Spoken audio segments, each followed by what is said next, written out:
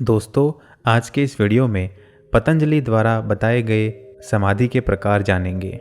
पिछले वीडियो में हमने ये देखा था कि वैराग्य क्या होता है और इस वीडियो में उस वैराग्य से और उस अभ्यास से क्या प्राप्त होता है उसके बारे में जानेंगे।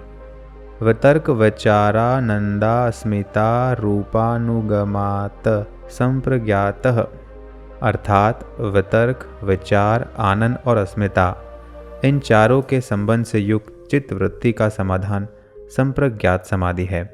इस सूत्र में विभिन्न प्रकार के समाधियों का वर्णन है। सबसे पहले संप्रज्ञात समाधि का स्वरूप बताया गया है कि जो वशीकरण वैराग्य से होता है, अर्थात मन वश में हो जाने पर भोगों के प्रति तृष्णा हट जाती है, तो इससे संप्रज्ञात समाधि कहते हैं। इस समाधि में चित्त वृत्तियों का समाधान हो जाता है। वह बाहर भागने से रुक जाता है, किंतु भीतर अचेतन मन में बीज रूप में विद्यमान रहते हैं। यह संप्रज्ञात समाधि क्रम से सिद्ध होती है। चित्त की वृत्तियों का संबंध वितर्क, विचार, आनंद और अस्मिता से है। इन चारों का निरोध क्रम से होता है। इस साधना के मार्ग पर उस चित्त का चार प्रकार से अलग अलग अवस्थाओं में से होते हुए संप्रज्ञात समाधि को प्राप्त होता है। आइए इन चार समाधियों को समझते हैं। सबसे पहली है वितर्क संप्रज्ञात समाधि। वितर्क संप्रज्ञात समाधि के आलंबन स्थूल विषय में होते हैं, अर्थात ध्यान के समय हम स्थूल विषय को आलंबन बनाकर समाधिस्थ हो जाते हैं, तो उसे वितर्क संप्रज्ञात समाधि कहते हैं। जब साधक ध्यान करता है तो 5 महाभूतों में से किसी एक महाभूत का आलंबन लेकर समाधि की ओर बढ़ता है। इस प्रकार इसे वितर्क अनुगत संप्रज्ञात समाधि कहते हैं। इस समाधि के भी 2 प्रकार हैं। सवितर्क समाधि। समाधि के मन और इंद्रियां द्वारा स्थूल और सूक्ष्म विषयों पर ध्यान किया जाता है। ये स्थूल विषय है जिन्हें 5 महाभूत कहते हैं: पृथ्वी, जल, अग्नि, वायु और आकाश। जब ये स्थूल विषयों का ध्यान किया जाता है तो उससे होने वाले अनुभव से उसके नाम, रूप तथा ज्ञान का विकल्प बनता है। तीनों का एक ही साथ चित्त में प्रतीत होता है। इसीलिए इस समाधि को सवितर्क अथवा सविकल समाधि कहते हैं। इससे मन तदाकार हो जाता है, किंतु उसमें शब्द, अर्थ और ज्ञान का विकल्प बना रहता है, अर्थात तीनों एक साथ ज्ञान में आते हैं। इससे मन में थोड़ी चंचलता रहती है कि एक साथ ध्यान जमाने पर तीनों बातें ज्ञात होती है। दोस्तों, ये वैसा है जैसे अगर कोई शब्द कान पे पड़ता है तो हमें सीधा अर्थ पता चलता है, उससे सीधा ज्ञान होता है कि क्या होगा, परंतु उसके बीच में शब्द हमारे कान पे पड़ा और हमें पता चला, उनके बीच बहुत प्रकार की प्रक्रिया होती है, उसके बारे में जानकारी नहीं पता चलती। इसीलिए शब्द, अर्थ और ज्ञान तीनों एक साथ पता चलते हैं। दूसरा है निवितर्क समाधि। सवितर्क समाधि में स्थूल विषयों के नाम, रूप तथा ज्ञान का एक साथ स्मरण होता है। तीनों अभिन्न ज्ञान होते हैं, किंतु इसे अधिक सूक्ष्म किया जाने पर शब्द, अर्थ और ज्ञान की अलग अलग प्रतीति होती है। एक साथ तीनों की प्रतीति नहीं होती। इसे निवितर्क समाधि कहते हैं। इसका दूसरा नाम निर्विकल्प समाधि है।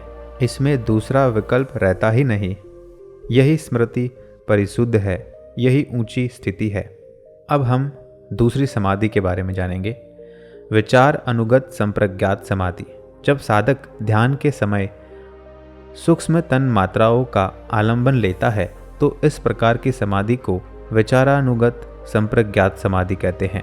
यह 5 तन मात्राएं गंध, रस, रूप, स्पर्श, शब्द है।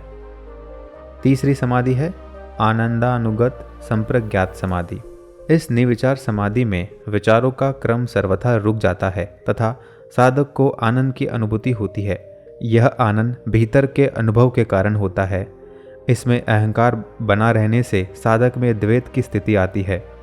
जो साधक आत्मज्ञान का इच्छुक है वह इस आनंद का भी निरोध करता है। इस निरोध से आनंदानुगत समाधि उपलब्ध होती है। चौथी समाधि अस्मितानुगत संप्रज्ञात समाधि। आनंदानुगत समाधि के बाद साधक को केवल अस्मिता का बोध होता है, मैं हूँ का ही भान होता है। जब इसका भी निरोध हो जाए तो उसे अस्मितानुगत समाधि कहते हैं। इन चारों प्रकार की समाधि को संप्रज्ञात समाधि कहते हैं। इन चारों में प्रत्येक स्थूल से सूक्ष्म की ओर ले जाने वाली है। यह वशीकरण वैराग्य से होता है, किंतु इनसे भी परम वैराग्य नहीं होता। इन चारों में ज्यों-ज्यों ऊपर की स्थिति प्राप्त होती है, त्यों-त्यों नीचे की स्थिति छूटती जाती है, क्योंकि सृष्टि निर्माण में प्रकृति का यही क्रम है। योग साधना में उसके ठीक विपरीत क्रम में चलना पड़ता है।